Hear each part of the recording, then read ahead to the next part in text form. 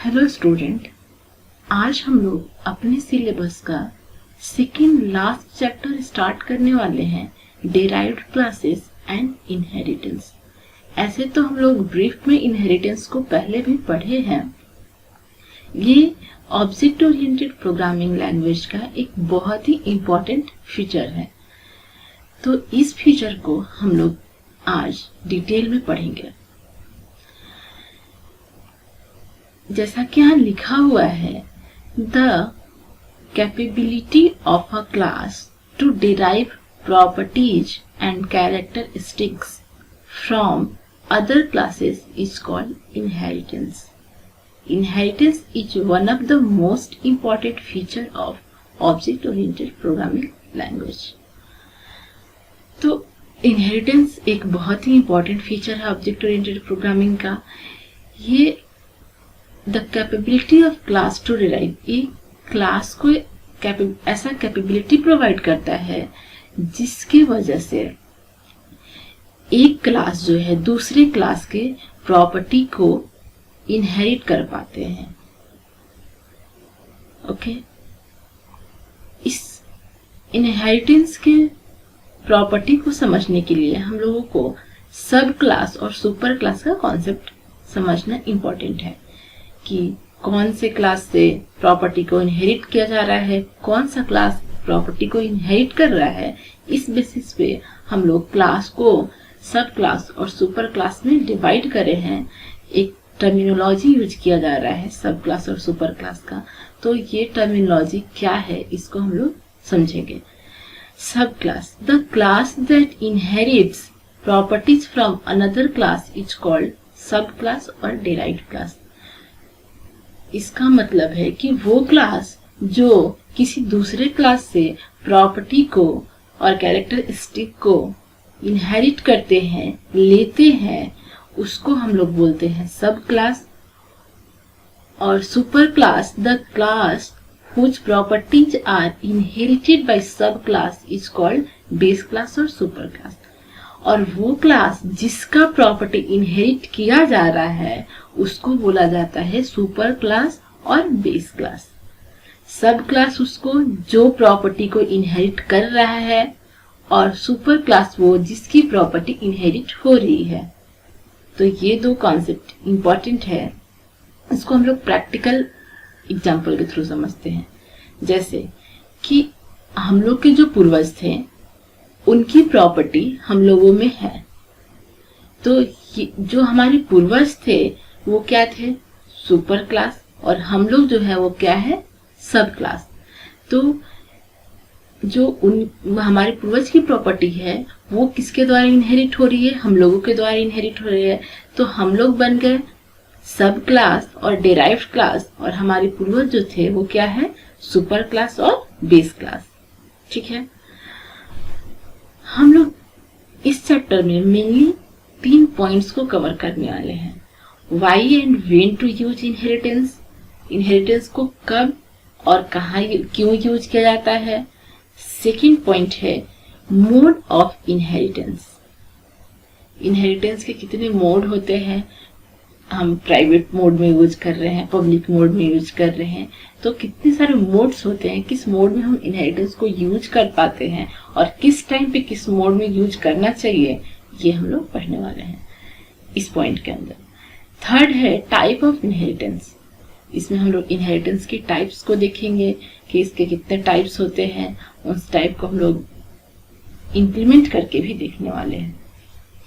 तो first point जो है why and when to use inheritance, जैसा कि यहाँ पे लिखा हुआ है, consider a group of vehicle, we need to create classes for bus, car and truck.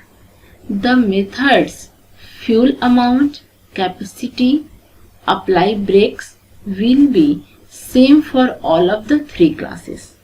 If you create these classes avoiding inheritance, then we have to write all the 3 functions in each of the 3 classes as in below figure. इसको समझते हैं, इस point को। Suppose हम लोगों को class create करना है बस के लिए, कार के लिए और ट्रक के लिए। ये तीनों ही क्या है, एक व्हीकल्स के टाइप है, ठीक है। तो जो बस है उसके लिए हम लोगों को एक क्लास क्रिएट करना है जहां पे सिर्फ बस की बातें होंगी, बस के प्रॉपर्टी की बातें होंगी। दूसरा है कार नाम का क्लास हम लोगों को क्रिएट करना है जहाँ पे कार की जो प्रॉपर्टी होगी उससे रिलेटेड जो भी फंक्शनैलिटी होगी उसको रखा जाएगा। और एक क्लास हम लोगों को ऐसा क्रिएट करना है जो कि ट्रक क्लास हो, उसमें ट्रक की प्रॉपर्टी और उसके जो भी फीचर्स है उसको गैदर किया जाएगा, ठीक है। अब हम लोग इस क्लास के लिए ये 3 मेथड बना रहे हैं। मेथड को हम लोग बोल दे तो फंक्शन भी बोल सकते हैं, जैसा कि हम लोग प्रोग्राम जब करते थे, छोटे छोटे प्रोग्राम, तो उसमें हम लोग फंक्शन क्रिएट करते थे, फंक्शन के थ्रू प्रोग्राम को करते थे। तो मेथड और फंक्शन दोनों ही सेम होता है। तो फ्यूल अमाउंट जब भी पैरेंथेसिस लग जाता है तभी हम लोगों को ये समझ आ जाता है कि ये जो है वो एक फंक्शन है। तो फ्यूल अमाउंट नाम का एक फंक्शन हम लोगों को क्लास के लिए क्रिएट करना है। कैपेसिटी और अप्लाई ब्रेक, ये 3 फंक्शन हम लोगों को क्रिएट करना है। और ये तीनों फंक्शन ऐसे फंक्शन हैं जो कि बस क्लास में भी यूज होने वाले हैं, कार क्लास में भी यूज होने वाले हैं और ट्रक क्लास में भी यूज होने वाले हैं। तो ये जब तीनों फंक्शन को हम लोग विदाउट इनहेरिटेंस इंप्लीमेंट करेंगे तो क्या करेंगे, बस क्लास के अंदर भी इस तीनों मेथड को डिफाइन करेंगे, कार क्लास के अंदर भी इन तीनों मेथड को डिफाइन करेंगे और ट्रक क्लास के अंदर भी इन तीनों मेथड को डिफाइन करेंगे। अल्टीमेटली ये तीनों मेथड जो है सेम है, उसकी जो फंक्शनैलिटी है, उसमें जो हम लोग टास्क परफॉर्म कर रहे हैं वो सेम है, बट विदाउट इनहेरिटेंस हम लोगों को इन तीनों क्लास के अंदर इस मेथड को, इन तीनों मेथड को डिफाइन करना पड़ रहा है। तो यहाँ पे हम लोगों को ये 3 मेथड ही बार बार लिखना पड़ रहा है। तो ये काफी टाइम कंज्यूमिंग है और काफी स्पेस कंज्यूमिंग भी है।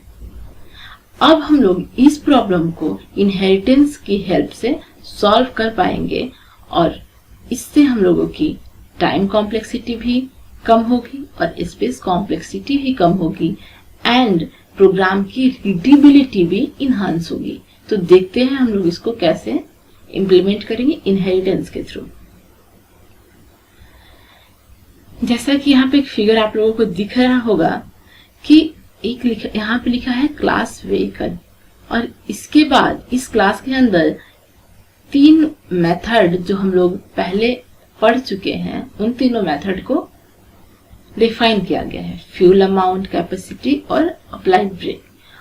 और इस व्हीकल क्लास से इस तीनों मेथड को इनहेरिट कर रहा है बस क्लास, कार क्लास और ट्रक क्लास। तो अब हम लोगों का जो काम था वो रिड्यूस हो गया है। ये जो 3 मेथड है इसको हम लोग क्या करें कि एक अलग क्लास बनाए व्हीकल नाम का, उसमें इन तीनों मेथड को हम लोग डिफाइन कर दिए और वहां से इन तीनों मेथड को तीनों क्लास के लिए इनहेरिट कर लिए। तो अब हम लोगों को एक ही बार ये तीनों मेथड को डिफाइन करना पड़ा और ये 3 क्लास एक बार जो डिफाइन हुए ये मेथड से वहां से इनहेरिट कर दिया उनकी प्रॉपर्टी को। तो यहाँ पे हम लोगों की जो टाइम कॉम्प्लेक्सिटी है वो भी कम हो गई, बिकॉज बार बार से एक सेम कोड को पढ़ना नहीं पड़ रहा है और हम लोगों की स्पेस कॉम्प्लेक्सिटी भी कम हो गई। तो इस तरह से इनहेरिटेंस को हम लोग यूज करके एक कॉन्साइज कोड लिख सकते हैं और अपने प्रोग्राम को एज पॉसिबल एज स्मॉल बना सकते हैं। तो इनहेरिटेंस के हेल्प से हम लोगों का प्रोग्राम की जो रीडेबिलिटी है वो बढ़ जाती है और हम लोग एक अच्छा फॉर्मेट में प्रोग्राम को लिख पाते हैं। एक ही कोड को बार बार से लिखने की जरूरत नहीं पड़ती है। तो ये एडवांटेज है इनहेरिटेंस का। अब हम लोग इनहेरिटेंस को C++ में कैसे इम्प्लीमेंट करते हैं, उसका सिंटैक्स क्या होता है उसको देखने वाले हैं। For creating a sub class which is inherited from the base class we have to follow the below syntax. जब हम लोग को ऐसा करना होता है कि एक सब क्लास के द्वारा किसी सुपर क्लास की प्रॉपर्टी को इनहेरिट कराया जाता है, तो उस टाइम पे जो हम लोग सिंटैक्स यूज करते हैं उस वो यहाँ पे लिखा हुआ है। सबसे पहले हम लोग क्लास लिखते हैं। ऑब्वियसली हम लोग क्लास को बना रहे हैं, सब क्लास सुपर क्लास जो भी है, तो हम लोग क्लास कीवर्ड तो यूज करेंगे ही। क्लास के बाद सब क्लास नेम, ये क्या है, एक नाम है किसका, सब क्लास का, मतलब वो क्लास जो कि किसी अदर क्लास की प्रॉपर्टी को इनहेरिट कर रहा है। इस पिक्चर में ये बस क्लास, कार क्लास और ट्रक क्लास जो है वो व्हीकल क्लास की प्रॉपर्टी को इनहेरिट कर रहा है। तो सपोज कि हम लोग बस क्लास और व्हीकल क्लास को एग्जाम्पल के लिए एज्यूम कर लेते हैं और इस पे समझते हैं कि ये हम लोगों का बेस क्लास है और सुपर क्लास है जिसकी प्रॉपर्टी इनहेरिट हो रही है बस क्लास के द्वारा। तो ये क्या हुआ, बेस क्लास और डिराइव्ड क्लास और सब क्लास। तो क्लास के बाद सब क्लास का नेम लिखते हैं हम लोग, तो सब क्लास का नेम क्या हो गया, बस। उसके बाद ये हम लोग कॉलन लिखते हैं, कॉलन के बाद एक्सेस मोड लिखते हैं। ये बहुत ही इंपॉर्टेंट है। एक्सेस मोड जैसे कि हम लोग प्राइवेट पब्लिक ये पढ़ चुके हैं, ये एक्सेस मोड है। तो इसको हम लोग फर्दर डिस्कस करने वाले हैं डिटेल में कि कब कौन से मोड को यूज करना होगा। तो एक्सेस मोड लिखते हैं, उसके बाद बेस क्लास नेम, उसके बाद सुपर क्लास का जो नाम होता है जिस क्लास से हम लोग इनहेरिट कर रहे हैं प्रॉपर्टी को, उसका नाम लिखते हैं। इस केस में बेस क्लास क्या हो जाएगा, व्हीकल। तो हम लोग लिखेंगे यहाँ पे क्लास, सब क्लास की जगह बस, colon, access mode, private public जो भी होगा, उसके बाद बेस क्लास का नेम व्हीकल। ये इस एग्जाम्पल के लिए मैंने इसको एक्सप्लेन किया। उसके बाद इसकी बॉडी लिखी जाएगी। बॉडी में जो भी हम लोगों को टास्क परफॉर्म करना होगा वो सारे डिटेल होंगे, ठीक है। यहाँ पे इसी चीज को जो मैंने अभी समझाया उसी को वर्ड्स के फॉर्म में लिखा हुआ है कि here sub class name is the name of sub class, access mode is the mode in which we want to inherit this sub class, for example public, private, etc. and base class name is the name of the base class from which you want to inherit the subclass. A derived class does not inherit access to private class members.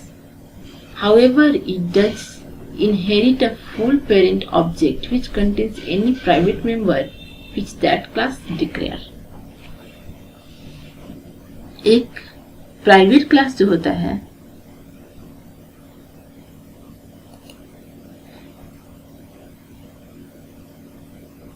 एक जो ये base class नहीं सब class जो होता है वो वैसे क्लास की प्रॉपर्टी को इनहेरिट नहीं करता है जिसका एक्सेस स्पेसिफायर जो है वो प्राइवेट हो। मतलब उस क्लास के मेंबर यदि प्राइवेटली डिफाइन किए गए हो तो उस क्लास की प्रॉपर्टी को इनहेरिट नहीं किया जा सकता है।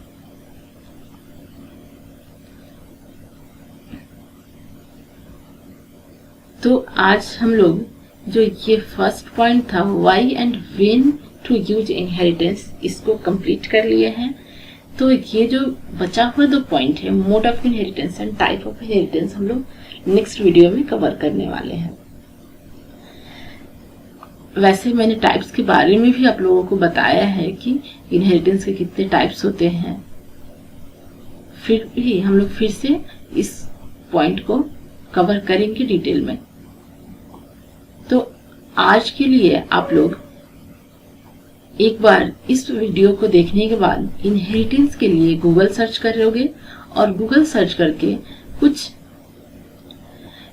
इम्पोर्टेंस पॉइंट जो इनहेरिटेंस के लिए और भी बहुत सारी चीजें होती हैं वो सारा वीडियो में एक्सप्लेन नहीं किया जा सकता है तो आप लोग उस पॉइंट्स को, उसके जो और भी इम्पोर्टेंट फीचर्स है उसको एक बार गूगल आउट करके आप लोग देखोगे, और जो इसकी कॉम्प्लेक्सिटी है, इस चैप्टर की, इनहेरिटेंस चैप्टर की जो कॉम्प्लेक्सिटी है उसको आप लोग सिंप्लीफाई करने की कोशिश करेंगे खुद से स्टडी करके, क्योंकि खुद स्टडी करना एक प्रोग्रामिंग लैंग्वेज के लिए बहुत ही इंपॉर्टेंट होता है। जब तक आप खुद स्टडी नहीं करते हो, उसको इम्प्लीमेंट करने के लिए बार बार ट्राई नहीं करते हो प्रोग्रामिंग के थ्रू, छोटे छोटे प्रोग्राम्स करके, तब तक आप प्रोग्रामिंग को अच्छी तरीके से सीख ही नहीं सकते।